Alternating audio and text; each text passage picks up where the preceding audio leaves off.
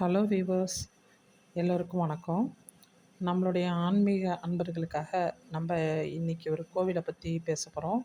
அது எந்த கோவில் அப்படின்னு பார்த்தீங்கன்னு சொன்னால், திருவாரூர் மாவட்டம் மன்னார்குடியில் தென்னகத்து துவாரகை அப்படின்னு அழைக்கக்கூடிய 1000 ஆண்டுகளுக்கு மேலான நம்ம ராஜகோபால சுவாமி திருக்கோயில் பற்றி தான் நம்ம பார்க்க போகிறோம். அது கிட்டத்தட்ட 23 ஏக்கர் பரப்பளவில் அமைஞ்சிருக்கு. அதில் 16 கோபுரங்களும் 18 விமானங்களும் 9 புனித தீர்த்தங்களையும் கொண்டு அமைஞ்ச ஒரு மிகப்பெரிய ஒரு கோவிலாக திகழ்கிறது. அதே மாதிரி அங்கே இருக்கக்கூடிய அந்த ராஜகோபாலன் அவர் மாடு மேய்க்கும் கோலத்தில் அங்கே காட்சி தராரு. அங்கே கிருஷ்ணர் இடையன் கோலத்தில் மாடு மேய்ப்பவராக ராஜகோபாலன் அப்படின்னு அழைக்கப்படுகிறார். நம்மளுடைய மூலவர் வாசுதேவ பெருமாள். உற்சவர் யாருன்னு பார்த்தீங்கன்னா ராஜகோபாலன். அதே மாதிரி நம்மளுடைய தாயார் செங்கமல தாயார். அம்பாள் தனியாக சன்னதியில் காட்சி தராங்க. ஆடிப்பூரம், கிருஷ்ண ஜெயந்தி, இது மாதிரி விஷயங்கள், இந்த மாதிரி விசேஷங்கள்லாம் ரொம்ப சிறப்பாக நடைபெறுகிறது. அதே மாதிரி அங்கே உள்ள யானை வேர்ல்டு ஃபேமஸாக இருக்குது. என்னன்னு பார்த்தீங்கன்னா, அது செங்கமலம்னு அதோட பேர், அம்பாள் தாயார் பேர் வச்சுருக்காங்க. அதுக்கு பாப் கட்டிங்லாம் பண்ணி ரொம்ப அழகாக பாதுகாப்பாக ரொம்ப நல்ல முறையில் பராமரிச்சுட்டு வராங்க. அதை நீங்கள் நிறைய யூடியூப்லலாம் கூட பார்த்துருக்கலாம். இப்போ திருப்பணிகள்லாம் நடைபெற்று வரக்கூடிய 28ஆம் தேதியான தை மாதத்தில் அவருக்கு சம்பரோட்சணம், அதாவது குடமுழுக்கு நடைபெற உள்ளது. பங்குனி மாதத்தில் எப்போவுமே ஒவ்வொரு வருடமும் 18 நாட்கள் சிறப்பாக விழாக்கள் நடைபெறும். அங்கே பார்த்திங்கன்னு சொன்னால் ஒவ்வொரு நாளும் ஒவ்வொரு அலங்காரத்தில் நம்மளுடைய பெருமாள் தாயாரோட காட்சி தருவார். ஒவ்வொரு நாளும் ஒவ்வொரு விதமான வாகனங்களில் ரொம்ப விமர்சையாக நடைபெறும் திருநாள் எல்லாமே. இந்த கோவில் குடந்தைக்கு அருகே செண்பக வனம் அப்படிங்கிற இடத்துல 1008 முனிவர்கள் தவம் செஞ்சுருக்காங்க. அந்த 1008 முனிவர்களும் தவம் செஞ்சதுனால அதில் ரொம்ப மிகப்பெரிய தலை சிறந்த வாகிமுனி அப்படிங்கிறவர் கோபிரலியம் அப்படிங்கிற ஸ்ரீமன் நாராயணனை நோக்கி தவம் இருந்ததுனால துவாரகைக்கு கண்ணபிரான் மோட்சம், துவாரகைக்கு கண்ணபிரானை மோட்சம் கிடைக்கும் அப்படின்னு சொல்லிட்டு மறைஞ்சிடுறாரு. இப்படிப்பட்ட புண்ணிய தீர்த்தம் அந்த செம்பகாருண்ய க்ஷேத்திரத்தில் நிறைய புண்ணிய தீர்த்தங்கள்லாம் பார்க்க முடியும்.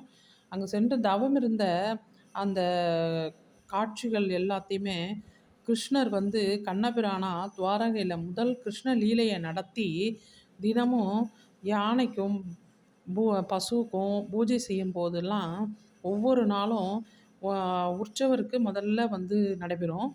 அதே மாதிரி ஒவ்வொரு நாளும் இறைவனுக்கு அதாவது சாயங்கால நேரத்தில் தோசை பிரசாதமாக அவருக்கு இது பண்ண முடியும், நிவேத்தியம் ஆகும். அதேமாரி மூலவர் இருக்கார் இல்லையா, அவர் 12 அடி உயரத்தில் காட்சி தராரு. அதே மாதிரி 9 நதிகள், அதில் ஹரித்ரா நதி, கிருஷ்ண தீர்த்தம், அதே மாதிரி ருக்மணி தீர்த்தம், அதுமாரி நிறைய தீர்த்தங்களை இது கொண்டிருக்கு. அதே மாதிரி நம்மளுடைய செங்கமல தாயார் தனி சன்னதியில் தான் எப்போவுமே காட்சி தருவாங்க. ஆனால் ஒரு மாதத்தில் ஒரு 4 நாள் மட்டும்தான் திருமஞ்சன காப்பு நடக்கும். அப்போ அம்பாள் சேர்ந்து நமக்கு காட்சி தருவாங்க. அதே மாதிரி ருக்மணி தீர்த்தம் சொல்கிறக்கூடிய அந்த தீர்த்தமானது மிகவும் பிரசித்தி பெற்றது. இதில் 54 அடி உயரம் உள்ள ஒரு கொடி ஸ்தம்பம், கருங்கல்லால் ஆன கொடி ஸ்தம்பம் அங்கே என்ட்ரன்ஸ்லேயே இருக்குது. நம்ம அதை பார்க்க முடியும். அதே மாதிரி தெப்பக்குளத்தில் தெப்ப உற்சவமானது மிகவும் விமர்சையாக நடைபெறும். அதே மாதிரி மண்ணை அப்படின்னாலே மதில் அழகு அப்படின்னு சொல்லுவாங்க. செம்பகாருண்ய க்ஷேத்திரத்தில் சேர்ந்தது அப்படின்னும் நம்ம நிறைய கேள்விப்பட்டிருக்கோம்.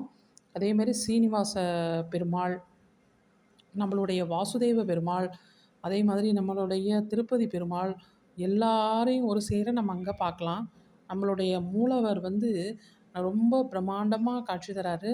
அதே மாரி உற்சவரும் அ மா மாடு, கன்று இதுகளுடைய ஆ வந்து இடையனா வந்து அலங்காரத்தில காட்சி தருவாரு.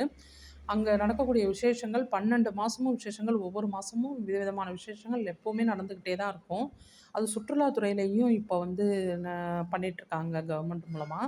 அதனால இப்போ ரொம்ப விமர்சையான ஒரு கும்பாபிஷேகம் வந்து வர 28ஆம் தேதி நடைபெற இருக்கு. முடிஞ்சா எல்லாருமே வந்து அத போய் பார்த்து, நம்மளுடைய பாவங்கள் அத்தனையும் தொலைந்து, நம்ம எல்லாரும் நன்மையும் கிடைக்கும்படி நம்ம போய் வேண்டிக்கலாம்.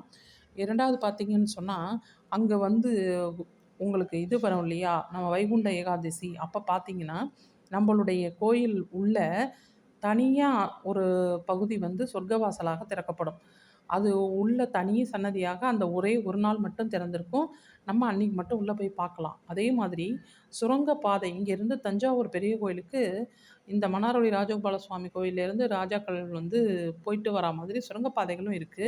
அத வந்து பல காலங்கள் ஆனதுனால இடிந்து பல விதமான இதனால மூடி சீல் வச்சுட்டாங்க. அதனால வந்து நம்ம அத பார்க்க முடியாது. ஆனா அதுவும் அங்க இருக்கு. அதே மாதிரி யான வாகன மண்டபம் இருக்கு. வெண்ணத்தாழி மண்டபம் ஒண்ணு உள்ளயே இருக்கு. அதேமாரி பிரம்மாண்டமா சுவாமிகள் வந்து ஆடிப்புறத்துல அம்பாள் வந்து சுத்தி வர மாரி அதுக்குள்ள பிரகாரங்கள் இருக்கு.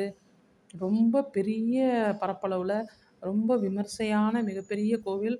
அவருக்கு பேர் வந்து ராஜ மன்னார் அப்படின்னும், நம்மளுடைய உற்சவர் பேர் அழைக்கப்படுறதுனால, அத ராஜ மன்னார்குடி அப்படின்னும் திகழுது.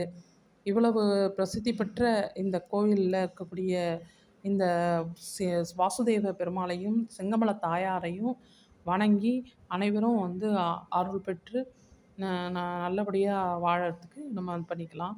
நன்றி வியூவர்ஸ்.